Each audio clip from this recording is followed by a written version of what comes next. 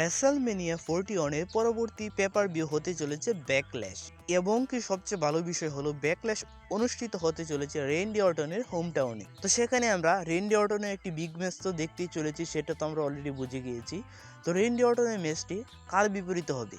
Cody রোডসের বিপরীতে, জন সিনার বিপরীতে, নাকি জেউসের বিপরীতে, নয়তো গুন্থারের বিপরীতে? এখন পর্যন্ত অলরেডি ব্যাকল্যাশের জন্য জন সিনা এবং কি রেন্ডি অর্টনকে অফিসিয়ালি করে দিয়েছে WWE। তো ব্যাকল্যাশ হতে চলেছে 10 মে। তো রেসলমেনিয়া 20 থেকে 22 দিন পর আমরা দেখতে চলেছি ব্যাকল্যাশ। তো সেখানে ব্যাকল্যাশের অবশ্যই মেইন ইভেন্টে আমরা দেখতে চলবো রেন্ডি অর্টনের ম্যাচ। তো রেসলমেনিয়া 41 এ জন সিনা যদি কোডি রোডসকে হারিয়ে দিতে পারে, তাহলে হয়তো আমরা রেন্ডি অর্টন ভার্সেস জন সিনার মধ্যে একটি টাইটেল ম্যাচ দেখতে চলেছি ব্যাকল্যাশ 2025-এ।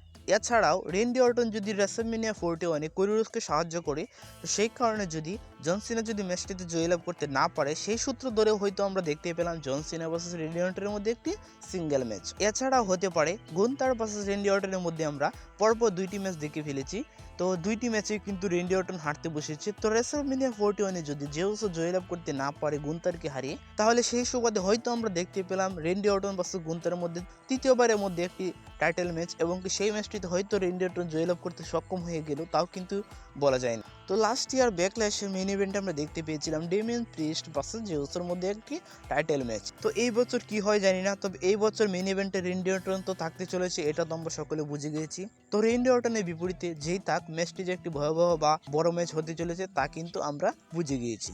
অথবা ব্যাকল্যাশে রেন্ডি অর্টনের বিপরীতে কে থাকতে পারে, কি মনে হয় আপনার, তা অবশ্যই কমেন্টে জানিয়ে যেতে ভুলবেন না। তো আমার পার্সোনাল ওপিনিয়ন থাকবে রেন্ডি অর্টন ভার্সেস জন সিনার মধ্যে ব্যাকল্যাশের মেইন ইভেন্টে আমরা তাদের মধ্যে একটি ম্যাচ দেখতে চলেছি। তো আজকের ভিডিও এই পর্যন্তই। ভিডিও ভালো লাগলে অবশ্যই লাইক, কমেন্ট এবং কি সাবস্ক্রাইব করে পাশে থাকবেন। ধন্যবাদ সবাইকে।